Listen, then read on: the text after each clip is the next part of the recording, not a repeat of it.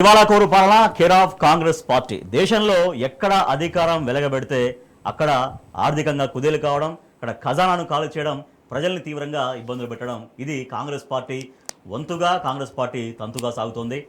కర్ణాటకలో గ్యారంటీలు అన్నారు, చేతులెత్తేశారు. హిమాచల్ ప్రదేశ్లో ఏకంగా గుడి హుండీ డబ్బులకే ఎసరబెట్టిన పరిస్థితి. ఇక తెలంగాణలో గత 15 నెలలుగా ఏ ఒక్క మాట కూడా ఇంతవరకు పూర్తిగా నిలబెట్టుకోలేదు. ప్రజలకు ఆ ఫలితాలు అందించలేక ప్రభుత్వం ముమ్మాటికి వైఫల్యం చెందినటువంటి పరిస్థితి. రైట్, ప్రస్తుతం మనతో ఉన్నారు బీఆర్ఎస్ అధికార ప్రతినిధి పుట్ట విష్ణువర్ధన్ రెడ్డి గారు. నమస్తే అండి. నమస్తే రాజేష్. రైట్, విష్ణువర్ధన్ రెడ్డి గారు, ఎందుకు 15 నెలలు అవుతుంది, 10 నెలలైనా కూడా ప్రజలు ఆశించిన స్థాయిలో సరే ఇకనైనా ట్రాక్ ఎక్కుతుందేమో, ఇకనైనా పట్టాలు పడుతుందేమో ప్రభుత్వం చూశారు. బట్ 15 నెలలుగా ఎక్కడ వేసిన గొంగర అక్కడే.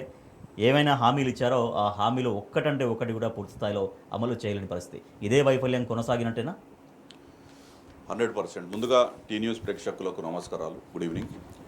మీరు అడిగిన ప్రశ్న మనకి ఇప్పుడు తెలంగాణలో గత 15 నెలల నుంచి చూస్తున్నాం. వాళ్ళు చెప్పిన గ్యారంటీలు ఏంది, ఇక్కడ జరిగేది ఏంది గ్రౌండ్లో అనేది. దురదృష్టం ఏంటంటే గ్యారంటీ అనే పదానికే విలువ లేకుండా చేశారు కాంగ్రెస్ పార్టీ నాయకులు. ఇక్కడ తెలంగాణ నేను మాట్లాడతలేను. కర్ణాటకలో, హిమాచల్ ప్రదేశ్లో ఏం జరిగిందో కూడా ఒక 5 minutes మనం డిస్కస్ చేసుకుంటాం. అదే పాత్లో, అదే ట్రాక్లో తెలంగాణ కూడా ప్రయాణం చేస్తుంది. ఎట్లా అంటారా, కర్ణాటకలో 2023 మేలో అధికారంలోకి వచ్చింది కాంగ్రెస్ పార్టీ. అక్కడ కూడా ఇక్కడ చెప్పినట్టే 5 గ్యారంటీలు అని చెప్పి ప్రజలని మోసం చేసి అధికారానికి వచ్చింది. తీరా అధికారానికి వచ్చిన ఒక నెల రోజుల్లోనే అక్కడ additional chief secretary of finance ఐఎస్ఎన్ Prasad గారని, వారు దాదాపు 13 స్టేట్ బడ్జెట్లు, కర్ణాటక రాష్ట్రంలో 13 స్టేట్ బడ్జెట్స్ ప్రజెంట్ చేసినప్పుడు వారు ఫైనాన్స్ సెక్రటరీగా పనిచేస్తున్నారు. కర్ణాటక రాష్ట్రంలో వారు కాంగ్రెస్ పార్టీ ముఖ్యమంత్రులతో పనిచేసినారు, బీజేపీ ముఖ్యమంత్రులతో పనిచేసినారు, జేడీఎస్ పార్టీ ముఖ్యమంత్రితో కూడా పనిచేసినటువంటి అనుభవం ఉంది. వారు ఏం చెప్పినారు, మే 13th రోజు గవర్నమెంట్ ఏర్పడంగానే జూన్లో వారు ఒక ప్రెస్ నోట్ రిలీజ్ చేసినారు, ఇంటర్నల్ నోట్ ఒకటి రిలీజ్ చేసినారు. అందులో క్రిస్టల్ క్లియర్గా ఏం చెప్పినారంటే, ఈ గ్యారంటీలు ఏవైతే ఇచ్చి అధికారంలోకి వచ్చిరో, నా దగ్గర అది నోట్ కూడా ఉంది, I'm quoting mister ISN Prasad, additional chief secretary finance of Karnataka government. ఆ రోజు వారు ఏం మాట్లాడినారంటే, it's imperative to close many of the ongoing schemes to accommodate the new guarantee schemes. The note also ask departmental heads to identify ongoing schemes which could be reduced in scope and non priority ongoing schemes which can be dropped. అంటే దీని అర్థమైందండి, ఇంత crystal క్లియర్గా అంత అనుభవంతో ఉన్నటువంటి finance secretary ఏమన్నా note release చేసినారు. ఇప్పుడు ఏదైతే గ్యారంటీలు ఇచ్చిందో కర్ణాటకలో కాంగ్రెస్ ప్రభుత్వం, ఒకవేళ ఇవి ఇంప్లిమెంట్ కావాలంటే ఉన్న గ్యారంటీలను ఆపాలి, నాన్ ప్రయారిటీ స్కీమ్స్ని ఆపాలి, లేదంటే కోతలు పెట్టాలి అనేది క్రిస్టల్ క్లియర్గా అధికారంలోకి వచ్చిన నెల రోజుల్లోనే వారు చెప్పారు. అదే జరిగింది. అర్థమైంది అంటే రాకముందు, అధికారంలో రాకముందు ఏదైతే ప్రజలకైతే ఇచ్చేద్దాం, ముందైతే ఓట్లు తీసేసుకుందాం అనే ధోరణేనా?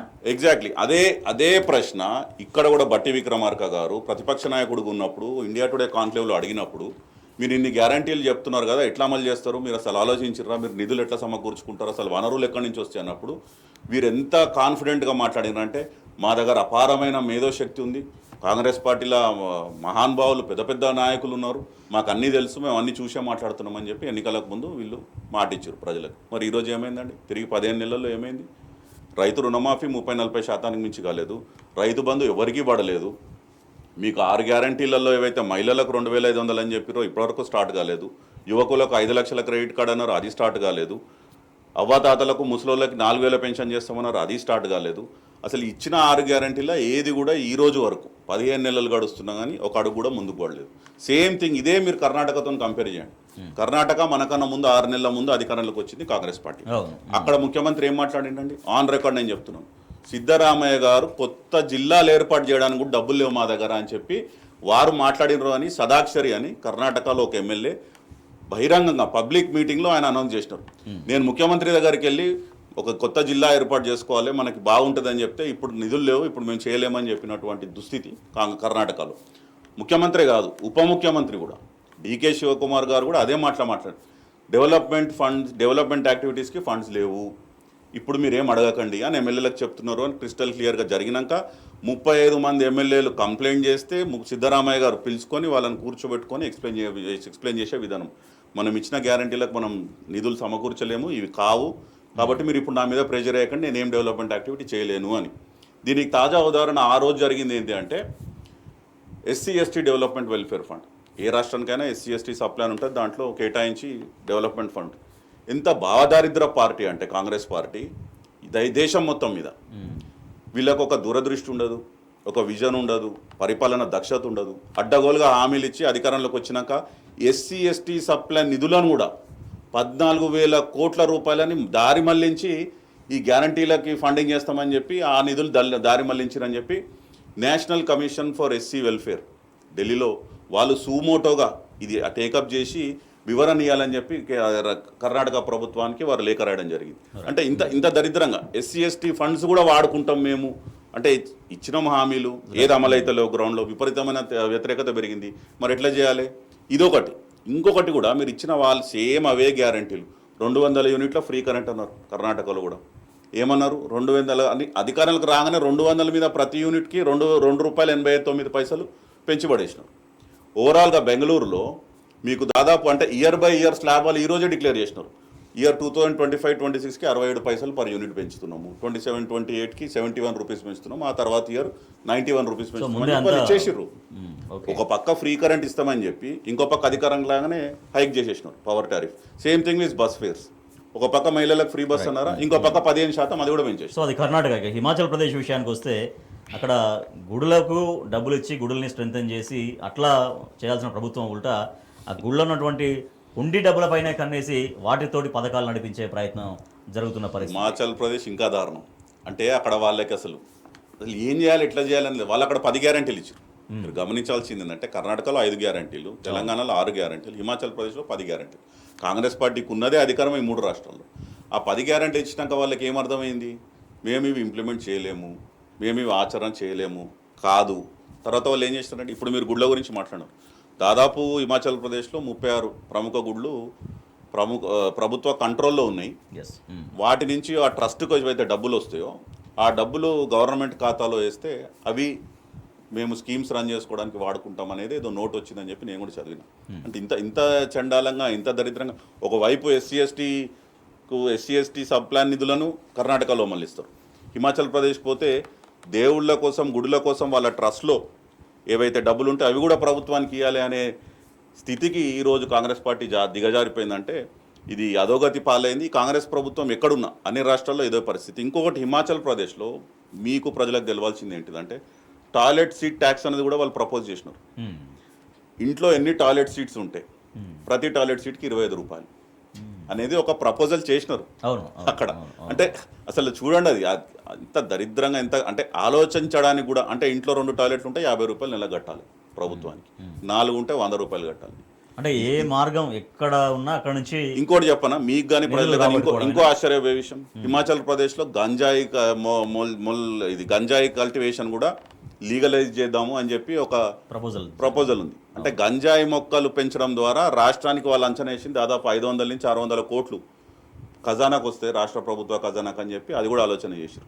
అంటే ఇట్లాంటి ఆలోచన అన్ని దారులు లీగల్ చేసి ఎట్లా పోయి మాకు డబ్బులు సమకూర్చుకోవాలి అంటే ఎన్నికలకు రావడానికి ఏదో ఒకటి చెప్పి. మేము కాదండి, ఇక్కడ తెలంగాణలో ముఖ్యమంత్రి రేవంత్ రెడ్డి గారు ఆనాడు బహిరంగంగా చెప్పారు కదా, ప్రజలు మోసపోవాలని కోరుకుంటారు, మేము రాజకీయ నాయకులుగా వాళ్ళని మోసం చేస్తాము, రోగి కోరిందే కదా డాక్టర్ ఇస్తాడు అని చెప్పి ఇంత క్లియర్గా చెప్పి ఆయన అధికారంలో రాకముందే చెప్పిండు.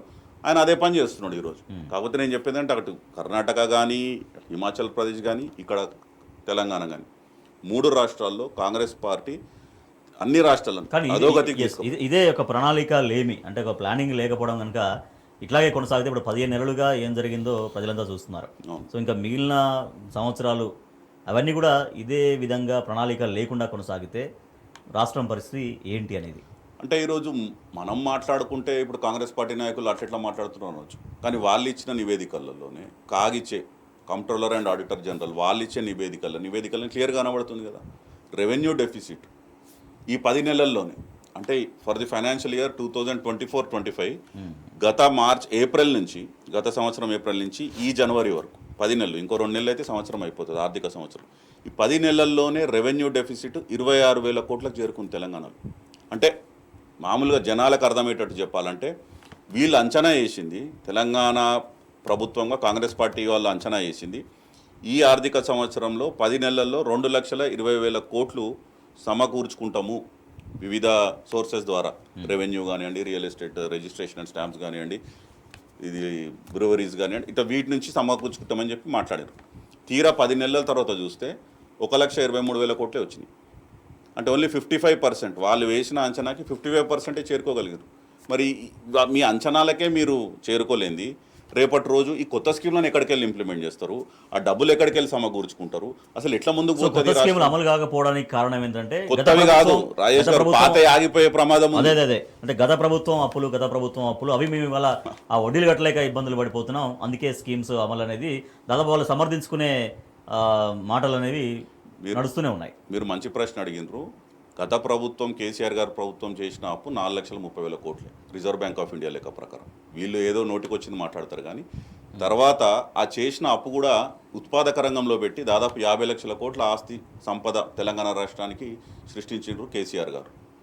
ప్లస్ భారతదేశంలో చూస్తే కూడా 28 రాష్ట్రాల్లో తెలంగాణ కేసీఆర్ గారు దిగిపోయే నాటికి ప్రభుత్వం నుంచి డెట్ టు జిఎస్డిపి రేషియో చూస్తే తెలంగాణ బాటమ్ 5 స్టేట్స్లో ఉంది అప్పులు చేసిన రాష్ట్రంలో. మనకన్నా 23 రాష్ట్రాలు ఎక్కువ అప్పులు చేసినాయి. అందులో కర్ణాటక, హిమాచల్ ప్రదేశ్, ఈరోజు కాంగ్రెస్ ప్రభుత్వం ఉన్న రాష్ట్రాలు కూడా మన పైనే ఉండే. కాబట్టి ఏదో తెలిసి తెలియక మాట్లాడి ప్రజలని వీళ్ళకి ఇయ్య చేతగాక చేయ చేతగాక బట్టగాల్చి టీఆర్ఎస్ మీద లేకపోతే కేసీఆర్ గారి మీద పడేస్తామంటే ఎక్కువ రోజులు సాగవు. వీళ్ళు చెప్పిందే అబద్ధాలు. ఇంకో పచ్చబద్ధం ఏం చెప్పారు రేవంత్ రెడ్డి గారు? ప్రతి నెల మేము గత ప్రభుత్వం చేసిన అప్పులు కట్టడానికి ఇంట్రెస్ట్కే మాకు దాదాపు 6,500 కోట్లు 7,000 కోట్లు మేము కడతామని చెప్పి. ఎంత పచ్చి అబద్ధం అండి! ఒక రాష్ట్ర ముఖ్యమంత్రి బహిరంగంగా ఇంత పచ్చిగా అబద్ధాలు ఆడొచ్చా? ఈరోజు క్యాగ్ రిపోర్ట్ వచ్చింది, ఆర్బీఐ రిపోర్ట్ వచ్చింది. వాళ్ళు ఏం చూపిస్తున్నారు? తెలంగాణ రాష్ట్రం కేవలం 2,000 కోట్లు 2,200 కోట్లు కడుతుంది ప్రతి నెల. అంటే గత 12 నెలల్లో వీళ్ళు దాదాపు 24,000-25,000 కోట్లే కట్టిండ్రు. కానీ చేసినప్పు 1,55,000 కోట్లు అప్పు చేసింది ఈ కాంగ్రెస్ ప్రభుత్వం రేవంత్ రెడ్డి నాయకత్వంలో. మరి చేసిన 1,50,000 కోట్లు ఎడిగిపోయినాయి అప్పు. మీరేదైతే రెవెన్యూ అంచనాలు వేసి 2,20,000 వస్తాయంటే అందులో 1,23,000 వచ్చిందో ఆ 1,23,000 ఎవరి జేబులకు పోయినాయి? మీరు చెప్పాలి ప్రజలకు. కేవలం పాత ప్రభుత్వాన్ని కేసీఆర్ గారిని తిట్టి నడిపిస్తాము అనుకుంటే తప్పు. రెండవది మేము చెప్పేది ఇంకోటి, రిజర్వ్ బ్యాంక్ ఆఫ్ ఇండియా లెక్కలు చెప్తున్నాం, కాగ్ రిపోర్ట్ లెక్కలు చెప్తున్నాం. ఇంట్రెస్ట్ పేమెంట్ కూడా గత ప్రభుత్వం కేసీఆర్ గారు ఉన్నప్పుడు 2014లో 21.9%. అంటే రాష్ట్రానికి అయితే సొంత రాబడి ఉంటుందో స్టేట్ ఓన్ ట్యాక్స్ రెవెన్యూస్ అంటాం. సో రాష్ట్రానికి వచ్చే సొంత రెవెన్యూలో తెలంగాణ ఏర్పడినాడు 21%. అందులో ఇంట్రెస్ట్ పేమెంట్కి పోతే దిగిపోయే నాటికి 2023కి అది 17%కి తగ్గింది. అంటే ఇంట్రెస్ట్ పర్సెంట్ 21% నుంచి 17%కి తగ్గింది కేసీఆర్ గారు ఉన్నప్పుడు. అంటే అంత మనం ఆస్తి సంపద సృష్టించినాము, తద్వారానే మీకు రెవెన్యూ పెరిగింది కాబట్టి ఇంట్రెస్ట్ తగ్గుతూ పోయింది. ఇయర్ ఆన్ ఇయర్ 2014 నుంచి 2023 వరకు స్టేట్ ఓన్ ట్యాక్స్ రెవెన్యూస్ది ఒక మీరు గ్రోత్ రేట్ చూసుకుంటే కాంపౌండెడ్ యాన్యువల్ గ్రోత్ రేట్ అంటారు, అది దాదాపు 17.5%. భారతదేశంలోనే ఏ రాష్ట్రం సాధించని ఘనత అది. తలమానికంగా 17.5% యావరేజ్గా. అందులో మధ్య 2 సంవత్సరాలు కోవిడ్ కూడా వచ్చింది, మర్చిపోదు. 2 సంవత్సరాలు కోవిడ్ ఉన్నప్పటికీ మన దగ్గర ప్రతి సంక్షేమ పథకం ప్రజలకు అందింది, టైంకి టెన్షన్గా పడ్డాయి. ఈ 17.5% గ్రోత్ రేట్లో ఏదైతే సొంత రాబడి ఉందో ఇప్పుడు చూసుకుంటే మీరు దాదాపు అందులో నాకు తెలిసి -5% వెళ్ళిపోయింది. నేషనల్ యావరేజ్ 10% ఉన్నప్పుడే తెలంగాణ 17.5% పోయింది. ఇప్పుడు మాకు బాధ అంతా ఏంది? తెలంగాణ మీద ప్రేమ ఉన్న వాళ్ళకి తెలంగాణ బాగుపడాలి, తెలంగాణ ప్రజలు బాగుండాలని కోరుకునే వాళ్ళకి బాధ ఏంటంటే వీళ్ళు చేసే ఆలోచన లేని విధానాలతోని అడ్డగోలు పరిపాలనతోని ఇప్పుడు గ్రాఫ్ కిందికి పోతుంది. నేను ఇంతకుముందు చెప్పినట్టు 10 నెలల్లోనే 26,000 కోట్లు తగ్గింది అంటే రెవెన్యూ డెఫిసిట్ వచ్చిందంటే ఇంకా రాబోయే 3-3.5 సంవత్సరాల్లో ఎక్కడికి పోతుంది? అది పాతాళానికి పోతుంది. మళ్ళీ దీన్ని రిపేర్ చేసుకొని వీళ్ళు చేసిన డ్యామేజ్ని రిపేర్ చేసుకొని మళ్ళీ 2023 ఎప్పుడైతే కేసీఆర్ గారు దిగిపోయారు ఆ స్థాయికి తీసుకోవడానికి మనకు టైం వేస్ట్ అవుతుంది. ఇప్పుడు చాలా బహిరంగ వేదికల పైన ఓపెన్గా మాట్లాడుతున్నారు ముఖ్యమంత్రి. తెలంగాణ ఆర్థిక వ్యవస్థ గురించి అనేక నెగిటివ్ కామెంట్స్ చేస్తున్నారు. సో ఆర్థిక వ్యవస్థకు క్యాన్సర్ సోకిందని మాట్లాడడం కావచ్చు, ఆర్థిక వ్యవస్థ గురించి ఈ రకంగా నెగిటివ్గా మాట్లాడితే బయట ఇంప్రెషన్ ఎట్లా ఉంటుంది చూసే వాళ్ళకి? వేరే రాష్ట్రం వాళ్ళకి కావచ్చు, ఇతర దేశాల వాళ్ళకి కావచ్చు. ఇప్పుడు తెలంగాణ మీద ప్రేమ ఉన్నోడు ఎవడట్లా మాట్లాడు? ఒక రాష్ట్ర ముఖ్యమంత్రి అసెంబ్లీలో నిలబడి రాష్ట్రం దివాలా తీసింది, అప్పుల కుప్పైంది, క్యాన్సర్ పేషెంట్ లాగైంది అని మాట్లాడడం అత్యంత బాధాకరం. సరే రాజకీయాలు చేస్తే రాజకీయాలు చేసుకోండి, రాజకీయంగా విమర్శలు చేసుకోండి, బయట మాట్లాడండి. కానీ మీరు అసెంబ్లీ వేదికగా నిలబడి ఇట్లాంటి మాటలు మాట్లాడితే రేపు పెట్టుబడి పెట్టేటోళ్ళు ఏ విధంగా ముందుకు వచ్చి పెడతారు? మీకు ఉదాహరణకు 2-3 కంపెనీలు చెప్తాను. కార్నింగ్ అనే ఒక గ్లాస్వేర్ కంపెనీ గత కేసీఆర్ ప్రభుత్వం ఉన్నప్పుడే వాళ్ళు 1000 కోట్లు పెట్టుబడి పెడతామని చెప్పి ఒప్పందం చేసుకున్న వాళ్ళు ప్రభుత్వం మారంగానే రేవంత్ రెడ్డి గారు ముఖ్యమంత్రి కాగానే వాళ్ళు చెన్నైకి వెళ్ళిపోయారు. ఇక్కడ రావాల్సిన పెట్టుబడి. కెయిన్ సెమీకండక్టర్ టెక్నాలజీ కంపెనీ 2850 కోట్లు పెడతామని చెప్పి గత కేసీఆర్ ప్రభుత్వంలో ఒప్పందం చేసుకున్నారు. రేవంత్ రెడ్డి గారు ముఖ్యమంత్రి కాగానే, కాంగ్రెస్ ప్రభుత్వం రాగానే వారు గుజరాత్కి తరలిపోయారు. ఇది దివితిపల్లిలో ఏదైతే మన అమరరాజా బ్యాటరీస్ వాళ్ళు 9500 కోట్ల పెట్టుబడి పెడతాము లిథియం అయాన్ బ్యాటరీస్ కంపెనీ అని చెప్పేసి వాళ్ళు ఆ రోజు ఒప్పందం చేసుకున్నారు. భూమి పూజ కూడా చేసుకున్నారు కేసీఆర్ గారి ప్రభుత్వం. మొన్న కొన్ని నెలల ముందు వాళ్ళు కూడా చెప్పినారు, మీరు మాకు సహకరించకపోతే, మీరు పారిశ్రామికవేత్తలను మీరు ఒకవేళ వేధిస్తే మేము కూడా ఇతరత్ర వేరే రాష్ట్రాలు చూసుకొని తరలిపోయే ప్రమాదం ఉందని వాళ్ళు కూడా స్టేట్మెంట్ ఇస్తారు. అంటే ఏం జరుగుతుంది? ఒక ముఖ్యమంత్రి స్థాయిలో ఉన్నటువంటి వ్యక్తి ఇట్లాంటి మాటలు మాట్లాడి బయట ప్రపంచంలో ఉన్న వాళ్ళకి ఈ రాష్ట్రం గురించి నీచంగా గలీజ్గా చండాలంగా మాట్లాడి నువ్వు ఒక చూపిస్తే పెట్టుబడి పెట్టేటోడు ఎట్లా పెడతారండి? ఉదాహరణకి ఎవరిదో ఎందుకు, ఇప్పుడు తెలంగాణ మొత్తంలో రియల్ ఎస్టేట్ దెబ్బతిన్నది కదా, భారీగా దెబ్బతిన్నది కదా. ఎందుకు దెబ్బతిన్నది? నేను చెప్పడం కాదు, కాగ్ రిపోర్ట్ చెప్తుంది. వీళ్ళు వేసిన అంచనా దాదాపు 18, అంటే గత సంవత్సరం కేసీఆర్ గారు ప్రభుత్వం ఉన్నప్పుడు 18,000 కోట్ల రాబడి వచ్చింది ఆర్థిక సంవత్సరం 22-23లో. వీళ్ళు దాదాపు 18,000 కోట్లు వస్తుంది అనుకున్నారు, కానీ ఈ రోజుకి ఎంత వచ్చింది తెలుసా? 5,800 కోట్లు. అంటే మోర్ దెన్ 50% పడిపోయింది. స్టాంప్స్ అండ్ రిజిస్ట్రేషన్ డ్యూటీ మీకు ఏదైతే రావాల్సిన రెవెన్యూ ఉందో రియల్ ఎస్టేట్ ద్వారా రాకుండా అయిపోయింది ప్రభుత్వానికి. అంటే మీరు చేసినటువంటి తుగ్లక్ చర్యలు, రాగానే ఫార్మాసిటీ రద్దు, రాగానే ఎయిర్పోర్ట్ మెట్రో రద్దు, రాగానే ఫార్ములా ఈ రద్దు, అంటే అనాలోచిత విధానాలు, కేవలం కక్ష ఎందుకు జరిగింది అని తమకు తాముగా ప్రభుత్వం ఆత్మవిమర్శ చేసుకోవట్లేదు కదా. 15 నెలలు అయిపోయినాయి, ఇప్పటికీ అదే కక్ష, రాజకీయ కక్ష సాధింపు చర్యల్లోనే. లేకపోతే వీళ్ళకి ఇంకోటి అర్థమైపోయింది ఏంటి అంటే, ప్రజల్లో మళ్ళీ వెళ్ళి ఓట్లు అడిగే పరిస్థితి లేదు, మేము మళ్ళీ వెళ్ళి అడగలేము, ఎట్లాగో ఫెయిల్ అయిపోయినాం. కాబట్టి ఉన్నన్ని రోజులు మా ఖజానాలు నింపుకుందాం, మా జేబులు నింపుకుందాం, కానీ ప్రజల కడుపులు నింపుదాం, ప్రజలకు ఇచ్చిన హామీలు నెరవేరుస్తామనే ఆలోచన అయితే ఎక్కడ కూడా లేదు, అది కనబడట్లేదు. మా బాధ అంతా అదే. 15 నెలలలో ఇట్లాంటి పరిస్థితి ఉంటే ఇంకా 3.5 సంవత్సరాలు ఉంది ఇలా ఎన్నికలకు. ఎక్కడ తీసుకోబోతున్నారు రాష్ట్రాన్ని, ఎవరు తీసుకోబోతున్నారు, దాన్ని ఎట్లా మళ్ళీ రిపేర్ చేసుకొని పైకి తీసుకురావాలి అనేది అదొక పెద్ద ప్రాబ్లం అవుతుంది అనేది మా బాధ, మా భయం కూడా.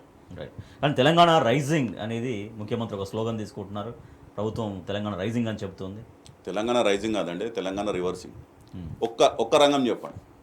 నేను ఇంతకుముందు చెప్పినట్టు మీరు 1,50,000 కోట్లు అప్పు చేసారు, దాదాపు 1,20,000 రెవెన్యూ రాబడి ఉందని మీరు చెప్తున్నారు. అంటే రెండు కలిపితే దాదాపు 2,70,000 కోట్లు. మీరు ఎక్కడ ఏ కొత్త ప్రాజెక్టు మొదలుపెట్టిరు, ఎక్కడ ఏ సంక్షేమ పథకం మీరు ఫుల్ ఫ్లెజ్డ్గా ఇంప్లిమెంట్ చేయగలిగినారు, మీరు ఎక్కడ ప్రజలకు ఒక భరోసా కల్పించగలిగారు? ఎస్, ఈ ప్రభుత్వం బ్రహ్మాండంగా మాట్లాడుతుంది, బ్రహ్మాండంగా చేస్తుందని. ఈరోజు రోడ్డు మీదకి వెళ్ళి మాట్లాడితే ఎవరినైనా కదిలేయండి, మీరు తిట్టకుండా బండబూతులు తిడుతున్నారు ఈ ప్రభుత్వాన్ని. నేను కూడా మామూలుగా బయట పోయినప్పుడు ఎంక్వైరీ చేస్తుంటాను, అడుగుతుంటాను, నలుగురు తిడుతున్నారు. ఎక్కడ రైజింగ్ ఉందండి? మీకు నంబర్స్ చెప్తున్నాయి, డిప్ అయింది, అంత నెగిటివ్లో పోతుంది అని చెప్పి ప్రజల అనుభవాలు చెప్తున్నాయి, వాళ్ళు ఎవరిని కదిలించినా చెప్తున్నారు. మీకు నంబర్స్ కనబడుతున్నాయి కదా. 15 నెలల్లో దాదాపు 430 మంది రైతులు చనిపోయినరు, 95 ఆటో డ్రైవర్లు చనిపోయినరు, 35 చేనేత కార్మికులు చనిపోయినరు. వీళ్ళందరూ చనిపోతారు.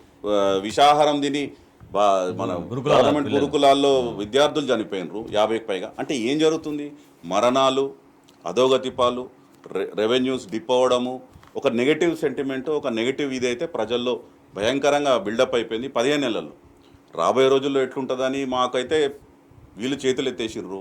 రాబోయే రోజుల్లో ఏం లేదు, మేము దోచుకున్నంత దోచుకుందాం, సంపాదించుకుందాం, రాష్ట్రం తర్వాత మేము వచ్చేది లేదు, పోయేది లేదు, ఎవరు చూడబోతాడు అన్నట్టే వాళ్ళ పరిపాలన సాగుతుంది. మీరు అందుకనే ఇప్పుడు మొన్న జరిగినటువంటి డిజాస్టర్స్ కూడా వాళ్ళ అంటే ఒక 8 మంది చిక్కుకపోయి బతుకు చావుల్లో ఉంటే, ఒక ఆయన పోయి ముఖ్యమంత్రి పోయి ఎమ్మెల్సీ ఎలక్షన్లలో క్యాంపెయిన్ చేయడం, ఢిల్లీకి పోయి అక్కడ మీటింగులు పెట్టుకోవడం, ఇంకో మంత్రి ఆ జిల్లా మంత్రి ఏమో ఫంక్షన్లకి అబుదాబికో ఎడుకో పోయి అక్కడ పెళ్లి ఫంక్షన్లు అటెండ్ అవుతుంది. అంటే వాళ్ళ సీరియస్నెస్, మరి వాళ్ళు చేపల పులుసు తెప్పి వండించుకొని తిన్నారు అని. అంటే రెస్క్యూ ఆపరేషన్ జరుగుతున్నప్పుడు కనీసం హ్యుమానిటేరియన్ గ్రౌండ్స్లో మానవత్వం ప్రదర్శించా కానీ ఒక మనిషికి, అరే 8 మంది చిక్కుకుపోయినరు, వాళ్ళ కుటుంబ సభ్యులు బయట ఏడుస్తున్నారు, భార్యాపిల్లలు ఉన్నారు అంటే నీకు ఒక జవాబుదారీతనం, ఒక అకౌంటబిలిటీ, ఒక రెస్పాన్సిబిలిటీ ఉన్నాడు ఎవడు ఈ విధంగా బిహేవ్ చేయడు. కాబట్టి ఇది క్రిస్టల్ క్లియర్, పబ్లిక్ అర్థమైపోయింది. పబ్లిక్ అన్న ముందు వాళ్ళకే అర్థమైపోయింది, మేము పనికిరాము, మేము చేయలేము, మా వల్ల కాదు ఈ రాష్ట్రాన్ని ముందుకు నడపడం.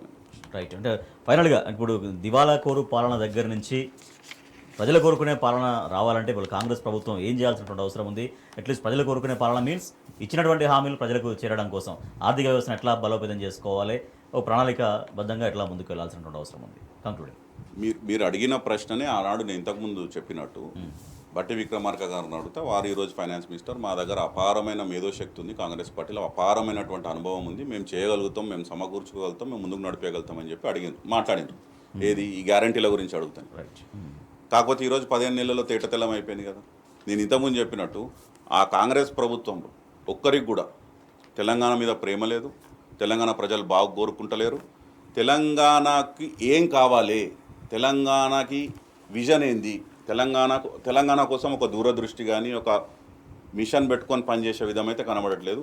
వీళ్ళు ఒకళ్ళు చేయాలంటే రాజకీయ కక్ష సాధింపు చర్యలు పక్కన పెట్టి ప్రతి దాని మీద ఏదో కేసు వేయడము, ప్రతి దాని మీద ఏదో తవ్వకాలు చేయడం, ప్రతి దాని మీద ఎంక్వైరీలు చేసుడు పక్కన పెట్టి వాళ్ళు ఇచ్చిన హామీల మీద ధ్యాస పెట్టి ఉన్న వనరులు ఏంటివి కావాల్సి వస్తే వాళ్ళని వచ్చి మా పార్టీలో చాలామంది ఉన్నారు మేధావులు, నిజంగా కూడా అనుభవజ్ఞులు, నంబర్స్ చెప్తున్నాయి కదా, వచ్చేవారన్నా కన్సల్ట్ చేసి అయ్యా ఎట్లా తీసుకోవాలి ముందుకు ప్రభుత్వాన్ని, నిధులు ఎట్లా సమకూర్చుకోవాలని అడిగితే చెప్పేవాళ్ళు చాలామంది ఉన్నారు. మా ఇక తెలంగాణ రాష్ట్రం పట్ల కాంగ్రెస్ ప్రభుత్వానికి ఒక విజన్ లేదు, ఒక క్లారిటీ లేదు.